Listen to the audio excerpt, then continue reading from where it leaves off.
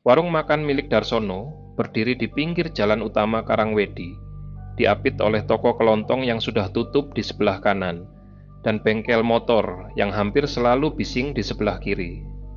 Bangunannya kecil, catnya sudah pudar, dan meja-mejanya terbuat dari kayu yang mulai lapuk di bagian tepinya. Darsono mendirikan warung itu 12 tahun lalu dengan modal pinjaman dari kakak iparnya. Dan selama 12 tahun itu pula, warungnya tidak pernah benar-benar maju. Darsono adalah pria berusia 42 tahun dengan badan yang mulai bungkuk karena terlalu sering membungkuk di depan kompor. Rambutnya sudah mulai memutih di bagian pelipis, dan ada garis-garis dalam di dahinya yang tidak bisa hilang. Meski ia tidur cukup, ia bukan orang yang bodoh, masakannya enak. Harganya murah, warungnya bersih. Tapi entah mengapa, pembeli tidak pernah ramai. Sementara itu, warung Buyatmi yang letaknya cuma 200 meter dari warung Darsono selalu penuh dari pagi sampai sore. Padahal, menurut Darsono, masakan Buyatmi biasa saja. Terlalu banyak micin, kuahnya encer, dan pelayanannya lambat. Tapi orang-orang tetap memilih ke sana. Darsono tidak pernah mengerti kenapa. Istrinya, Sumiati, adalah perempuan 40 tahun yang rambutnya selalu dikepang dua dan penampilannya sederhana. Ia tidak pernah mengeluh soal keadaan warung. Ia bangun jam 4 pagi, memasak, membantu Darsono menyiapkan bahan, melayani pembeli yang sedikit itu, lalu membereskan semuanya sendiri kalau Darsono sedang keluar mengurus bahan baku. Sumiati adalah orang yang taat beribadah. Setiap selesai sholat, ia duduk sebentar dengan tasbih di tangannya, membaca doa yang bibir mungilnya bergerak pelan. Anak mereka satu-satunya, Wahyu, baru saja masuk kuliah di kota sebelah setahun lalu. Wahyu, anak yang rajin dan tidak banyak minta. Ia mengambil jurusan teknik karena ia memang suka hitungan, dan ia mendapat beasiswa parsial yang hanya menutup setengah dari total biaya kuliahnya. Setengah sisanya menjadi beban Darsono dan Sumiati, dan beban itu terasa sangat berat. Pada bulan-bulan terakhir, Darsono mulai sering tidak bisa tidur. Ia berbaring di atas kasur tipis di kamar belakang warung, mendengar suara kipas angin yang berputar lambat, dan di kepalanya hanya ada satu hal: angka. Utang ke kakak iparnya belum lunas. Biaya kuliah Wahyu semester depan sudah hampir jatuh tempo. Stok bahan baku harus dibeli minggu ini. Dan uang di laci kasir warungnya tidak akan cukup untuk semua itu, bahkan kalau digabung sekalipun. Sumiati diam-diam menjual gelang emasnya yang terakhir pada suatu pagi ketika Darsono sedang ke pasar. Ia menyimpan uang itu di amplop coklat dan menaruhnya di dalam lemari baju, di balik tumpukan handuk. Ketika Darsono menemukan amplop itu 3 hari kemudian dan bertanya, Sumiati hanya bilang bahwa itu uang tabungannya dari belanja selama setahun. Darsono tahu itu bukan tabungan belanja. Ia tahu dari mana uang itu, tapi ia tidak sanggup membahasnya, jadi ia hanya mengangguk dan menyimpan amplop itu kembali. Malam-malam terus berlalu, warung tetap sepi. Sampai suatu malam seseorang datang. Waktu itu sudah lewat pukul 9 malam, dan Darsono hampir memadamkan lampu warung. Pembeli terakhirnya sudah pergi sejak pukul 7. Sumiati sudah masuk ke dalam dan mulai membereskan dapur. Darsono sedang menghitung uang di laci kasir ketika ia mendengar bunyi kursi bergeser. Ia mendongak dan mendapati seorang lelaki tua sudah duduk di meja pojok, seolah ia sudah ada di sana dari tadi. Lelaki itu tua sekali. Mungkin sudah lebih dari 70 tahun, tapi cara duduknya tegak seperti orang muda. Kulitnya sangat gelap, keriput dalam, dan matanya kecil tapi tajam sekali. Ia mengenakan baju batik lengan panjang, yang warnanya sudah pudar dan celana hitam yang sudah lusuh. Di tangannya tidak ada tas, tidak ada bawaan apa-apa. Ia hanya duduk diam dan memandangi meja di depannya. Darsono hampir bilang bahwa warung sudah mau tutup. Tapi ada sesuatu dalam cara duduk lelaki itu yang membuat Darsono mengurungkan niat. Ia akhirnya menghampiri meja pojok itu dan menanyakan pesanan. Lelaki tua itu memesan kopi hitam. Cuma itu. Darsono membuatkan dan menaruhnya di meja. Lelaki itu menatap kopi itu sebentar, lalu mendongak menatap Darsono dengan cara yang membuat Darsono merasa seperti sedang dibaca. Mereka tidak berbicara banyak malam itu, tapi sebelum lelaki tua itu bangkit dan pergi tanpa membayar, yang anehnya tidak terasa salah bagi Darsono, ia menaruh secarik kertas di atas meja. Di atas kertas itu ada sebuah alamat, dan di bawah alamat itu ada sebuah nama, Mbah Rekso. Darsono tidak langsung pergi ke alamat itu. Ia menyimpan kertas itu di saku celananya selama 3 hari, membawanya kemana-mana, dan setiap kali ia memasukkan tangan ke saku, jari-jarinya menyentuh kertas itu, dan ia langsung menarik tangannya kembali.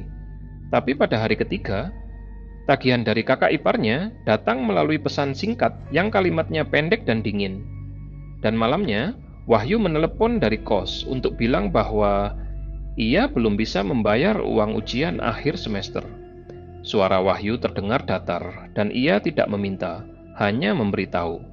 Justru karena Wahyu tidak meminta, itulah Darsono merasa seperti ada yang meremas dadanya dari dalam. Keesokan paginya, sebelum Sumiati bangun, Darsono sudah menaiki motornya. Alamat di kertas itu membawanya keluar dari kota Karangwedi, melewati jalan kabupaten yang semakin sempit, lalu naik ke lereng Gunung Kendil, melalui jalan berbatu yang tidak ada namanya di peta manapun. Pohon-pohon di kiri kanan jalan semakin rapat, semakin tinggi, ia naik dan kabut tipis mulai bergantung di antara ranting-ranting meski matahari sudah cukup tinggi. Gubuk Mbah Rekso terletak di sisi jalan buntu di mana pohon-pohon mulai terlalu rapat untuk dilalui motor. Darsono mematikan mesin dan berjalan kaki sekitar 200 meter. Gubuknya kecil, temboknya dari anyaman bambu yang sudah menghitam, dan atapnya dari rumbia yang sudah tipis di beberapa bagian.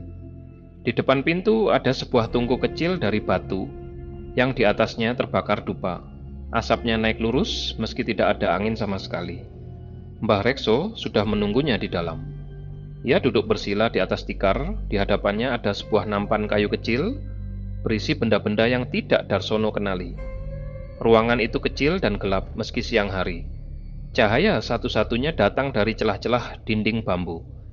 Darsono duduk di depan Mbah Rekso. Ia tidak perlu menjelaskan mengapa ia datang. Mbah Rekso tampaknya sudah tahu. Lelaki tua itu menatap Darsono lama sekali tanpa berkedip. Lalu ia mulai bicara. Yang Mbah Rekso tawarkan bukan jimat biasa. Ia menjelaskan semuanya dengan cara yang datar dan tidak berlebihan. Seperti seorang pedagang yang menjabarkan spesifikasi barang dagangannya. Ada ritual yang harus dilakukan, ada syarat yang harus dipenuhi, dan ada satu aturan yang tidak boleh dilanggar. Darsono tidak boleh bertanya dari mana rezeki yang datang ke warungnya, tidak boleh menyelidiki, tidak boleh mencurigai. Ia cukup menerima dan diam. Mbah Rekso kemudian memintanya untuk kembali 3 hari kemudian. Ia perlu menyiapkan sesuatu. Darsono turun dari lereng itu dengan perasaan yang aneh. Ia tidak sepenuhnya percaya, tapi ia juga tidak cukup tidak percaya untuk tidak kembali. 3 hari kemudian ia datang lagi. Kali ini Mbah Rekso menyerahkan padanya 2 benda. Pertama, sebuah bungkusan kecil dari kain hitam berisi sesuatu yang keras dan berbentuk tidak beraturan. Mbah Rekso memintanya untuk menanam bungkusan itu di bawah tungku dapur warungnya sedalam 1 jengkal dan tidak boleh menggalinya kembali dengan alasan apapun. Benda kedua adalah seikat dupa khusus. Dupa itu berwarna kehitaman, berbeda dari dupa biasa yang dijual di pasar. Baunya bukan bau bunga atau kayu, tapi lebih seperti tanah basah setelah hujan dicampur dengan sesuatu yang manis dan sedikit busuk. Mbah Rekso menjelaskan bahwa dupa itu harus dibakar setiap malam Jumat Kliwon di sudut barat dapur, mulai tengah malam sampai selesai. Tidak boleh dilewatkan 1 malam pun. Satu hal lagi yang Mbah Rekso sampaikan sebelum Darsono pergi. Jika suatu saat Darsono memutuskan untuk berhenti, ia harus kembali ke lereng itu dan bicara langsung dengan Mbah Rekso. Tidak boleh berhenti sendiri, tidak boleh membuang bungkusan itu, tidak boleh menghentikan ritualnya tanpa izin. Darsono mengangguk, menerima kedua benda itu, dan kembali ke Karangwedi. Malam harinya, setelah Sumiati tertidur, Darsono menggali lubang kecil di bawah tungku dapur. Tanahnya keras, dan tangannya berdarah sedikit di satu ruas jari, karena menggunakan ujung sendok besar sebagai alat gali. Ia menanam bungkusan hitam itu, menimbunnya kembali, lalu meratakan tanah di atasnya. Ia menaruh kembali tungku di posisinya seperti tidak pernah ada yang berubah. Lalu ia menunggu. Perubahan itu tidak datang langsung keesokan harinya. Ia datang bertahap, tapi cepat. Hari pertama setelah ia menanam bungkusan itu, ada 2 orang tak dikenal yang singgah ke warung saat jam makan siang. Hari kedua ada 5 orang. Hari ketiga ada belasan. Minggu pertama, meja-meja yang biasanya kosong mulai terisi. Minggu kedua, Darsono harus mulai menambah porsi masakan karena ia kehabisan di tengah hari. Minggu ketiga, ia menambah 2 meja baru.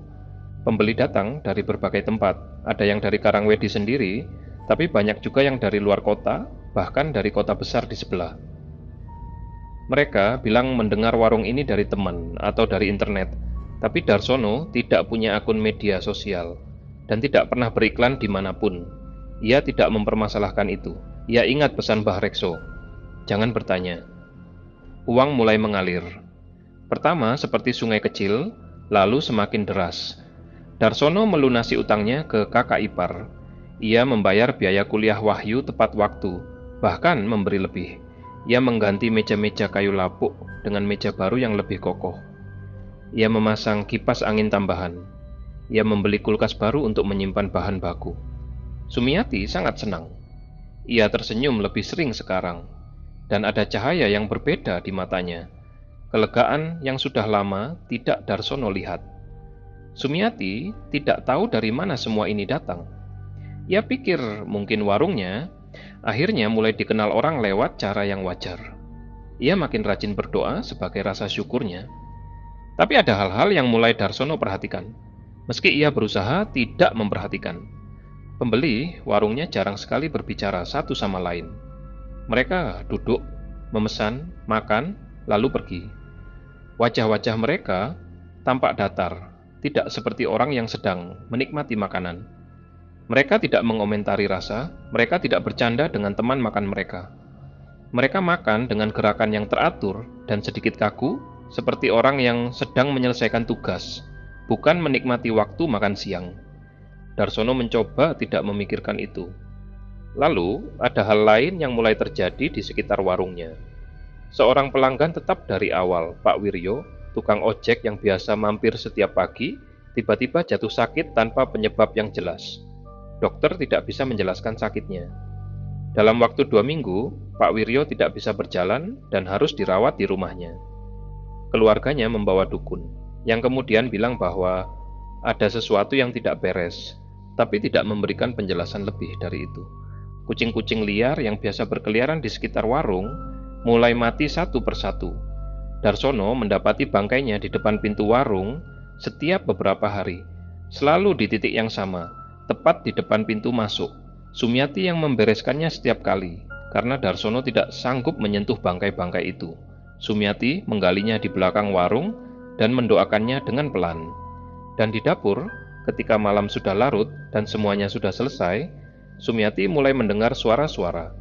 Bukan suara keras, bukan suara yang bisa ia jelaskan dengan jelas, tapi seperti sendok yang bergeser di atas permukaan meja atau panci yang sedikit bergerak meski tidak ada yang menyentuhnya. Sumiati mengatakan ini ke Darsono suatu malam dengan suara yang tenang, dan Darsono bilang itu mungkin tikus. Sumiati mengangguk, tapi tidak terlihat yakin. Wahyu pulang ke Karangwedi saat liburan semester. Ia senang melihat warungnya ramai. Ia membantu selama beberapa hari, melayani pembeli, membawa pesanan, membereskan meja. Tapi pada malam ketiga kepulangannya, ia masuk ke kamar dengan muka yang terlihat tidak enak dan langsung tidur lebih awal dari biasanya. Mimpi buruk mulai mengunjungi Wahyu setiap malam sejak itu. Wahyu tidak bilang apa-apa soal mimpinya selama beberapa hari. Ia hanya terlihat lebih pendiam dari biasanya, dan ada lingkaran gelap di bawah matanya yang semakin dalam setiap pagi. Sumiati memperhatikan itu dan mencoba menanyakan, tapi Wahyu hanya bilang ia kurang tidur karena suhu udara. Yang membuat Wahyu akhirnya mulai menyelidiki bukan mimpinya saja. Suatu siang, saat warung sedang tutup untuk istirahat dan Darsono pergi ke pasar, Wahyu iseng masuk ke dapur untuk mengambil minum. Di dapur, ia merasakan sesuatu yang aneh. Bukan suara, bukan penampakan, tapi lebih seperti udara di dapur itu terasa lebih berat dari tempat lain. Ia berdiri di depan tungku dan tiba-tiba merasa tidak nyaman sekali, seperti ada yang menatapnya dari bawah. Wahyu tidak menggali malam itu. Ia menunggu sampai 2 malam kemudian, ketika ia bisa yakin Darsono dan Sumiati sudah tidur. Ia turun ke dapur jam 1 malam dengan senter kecil dan mulai menggali perlahan-lahan di bawah tungku menggunakan ujung sendok besar. Sedalam 1 jengkal, sendoknya menyentuh sesuatu yang keras. Ia menggali lebih hati-hati dan mengangkat bungkusan kain hitam itu ke atas. Kain hitamnya sudah basah oleh tanah, dan baunya seperti tanah tua dicampur sesuatu yang Wahyu tidak bisa namakan. Ia membuka ikatan kainnya dengan jari-jari yang sedikit gemetar. Di dalamnya ada sebuah boneka kecil yang terbuat dari tanah liat. Boneka itu berbentuk seperti manusia perempuan yang sedang berdiri, dengan tangan direntangkan ke samping. Pakaian boneka itu terbuat dari sobekan kain yang warnanya Wahyu kenali. Itu warna baju daster ibunya, yang biasa dipakai di rumah sehari-hari. Dan di atas kepala boneka itu menancap seperti rambut sungguhan, ada helaian rambut panjang berwarna hitam kecoklatan yang persis seperti rambut Sumiati. Wahyu menaruh boneka itu di atas lantai dan berdiri. Ia bernapas beberapa kali. Pikirannya berputar mencoba mencari penjelasan yang masuk akal, tapi tidak ada yang bisa ia temukan. Keesokan harinya, Wahyu menunggu sampai Sumiati pergi ke warung depan untuk beres-beres, lalu ia mencari ayahnya di kamar. Darsono sedang menghitung uang di atas kasur, sesuatu yang menjadi kebiasaannya belakangan ini. Wahyu meletakkan boneka tanah liat itu di depan Darsono. Darsono memandang boneka itu. Wajahnya tidak berubah ekspresinya, tapi ada sesuatu yang bergerak di balik matanya, semacam kepanikan yang ia tekan dengan keras. Ia tidak menjawab pertanyaan Wahyu tentang asal boneka itu. Ia tidak menjelaskan apapun. Ia hanya mengambil boneka itu dan bilang bahwa itu bukan urusan Wahyu. Wahyu tidak menerima jawaban itu. Perdebatan antara bapak dan anak itu berlangsung dalam bentuk yang tidak biasa. Wahyu tidak berteriak. Darsono tidak berteriak. Tapi keduanya bicara dengan suara yang semakin rendah dan semakin dingin, yang justru terasa lebih menyeramkan daripada pertengkaran biasa. Wahyu mendesak. Darsono mempertahankan. Lalu di ujungnya, Darsono berdiri dan menunjuk ke pintu kamar. Malamnya, Wahyu membawa tas kecilnya dan keluar dari rumah. Ia menelepon temannya dan meminjam tempat menginap. Sumiati berdiri di depan pintu melihat punggung Wahyu menjauh ke dalam gelap, dan Darsono berdiri di belakang Sumiati tanpa bergerak. Sumiati tidak tahu kenapa Wahyu pergi. Darsono tidak menjelaskan. Dan Sumiati, yang tidak pernah terbiasa memaksa suaminya untuk bicara, hanya menyeka matanya dan masuk ke dalam. Hampir sebulan berlalu sejak Wahyu pergi. Warung semakin ramai, uang semakin banyak. Darsono sudah mulai merencanakan untuk merenovasi warung, mungkin membeli tanah di sebelahnya, dan memperluas tempat duduk. Ia membeli cincin emas baru untuk Sumiati sebagai pengganti gelang yang dijual. Sumiati menerimanya dengan senyum yang sedikit lelah. Malam-malam Jumat Kliwon selalu sama. Darsono bangun jam 11 malam, mengambil dupa kehitaman dari simpanannya, masuk ke dapur, dan membakarnya di sudut barat. Ia duduk di sana sampai dupa habis, biasanya sekitar 1,5 jam. Selama duduk menunggu, ia tidak melakukan apa-apa. Ia hanya duduk dan menatap asap yang naik. Sumiati tidak pernah tahu ritual itu. Darsono selalu menunggu sampai Sumiati benar-benar tertidur sebelum turun ke dapur.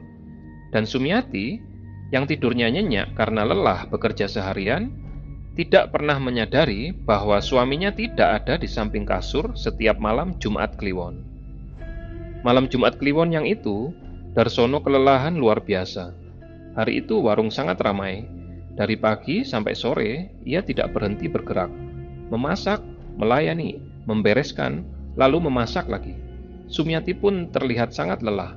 Keduanya makan malam dengan cepat, hampir tidak berbicara, lalu naik ke kamar. Darsono berbaring, berniat untuk hanya istirahat sebentar sebelum turun ke dapur tepat jam 11. Ia menatap langit-langit kamar. Kipas angin berputar lambat di atasnya, dan tanpa ia sadari, matanya terpejam. Ia tertidur. Ketika ia terbangun, jam di dinding sudah menunjukkan pukul 2 pagi. Darsono langsung duduk tegak. Perutnya seperti jatuh. Ia melirik ke samping, Sumiati tidak ada. Selimutnya terlipat rapi di tepi kasur, seperti Sumiati sudah bangun dari tadi. Darsono berpikir Sumiati mungkin ke kamar mandi, tapi suasana rumah terasa terlalu sunyi. Untuk jam 2 pagi yang seharusnya sudah sepenuhnya tenang. Lalu ia mencium bau itu. Bau tanah basah dicampur sesuatu yang manis dan sedikit busuk. Bau dupa kehitaman yang biasanya ia bakar sendiri malam Jumat Kliwon. Darsono turun dari kasur dengan kaki yang terasa berat. Ia berjalan ke pintu kamar dan membukanya. Di koridor gelap itu, bau itu semakin kuat. Asapnya tipis, hampir tidak terlihat, tapi hidungnya bisa merasakannya dengan jelas. Ia berjalan ke tangga dan mulai turun ke bawah. Sebelum kakinya mencapai anak tangga terakhir, ia sudah bisa melihat bahwa warungnya menyala. Semua lampu menyala, dan warung itu penuh, setiap meja terisi. Orang-orang duduk dengan punggung tegak, kepala sedikit menunduk ke arah makanan di depan mereka. Tidak ada suara sendok beradu piring, tidak ada suara kunyahan, tidak ada percakapan. Darsono berdiri di batas antara ruang dalam dan ruang warung, membeku. Ia memandangi satu persatu orang yang duduk di meja-meja itu. Ada yang mengenakan baju tidur, ada yang masih berseragam sekolah, ada lelaki tua, ada perempuan muda, ada anak kecil yang duduk di kursi terlalu tinggi untuk ukurannya. Semuanya diam, semuanya makan, dan semuanya ketika Darsono menatap wajah-wajah mereka lebih teliti, tidak punya wajah. Bukan berarti kepala mereka kosong. Kepala mereka ada, rambut mereka ada, leher mereka ada. Tapi di bagian di mana seharusnya ada mata, hidung, dan mulut, hanya ada permukaan datar yang halus, seperti kulit yang belum pernah dibentuk. Darsono mundur selangkah. Kakinya menyentuh anak tangga bawah dan hampir membuatnya jatuh. Ia berbalik dan berlari ke dapur. Sumiati berdiri di depan tungku. Punggungnya menghadap Darsono, tangannya terangkat setinggi dada, memegang dupa kehitaman yang menyala, asapnya naik lurus ke atas, seperti tidak ada gravitasi. Rambut Sumiati terurai, tidak dikepang seperti biasanya, dan di bawah cahaya lampu dapur yang remang, ada sesuatu yang salah dengan cara ia berdiri. Terlalu tegak, terlalu diam, seperti patung yang kebetulan berbentuk seperti istrinya. Darsono memanggil nama istrinya. Sumiati berbalik. Wajahnya ada.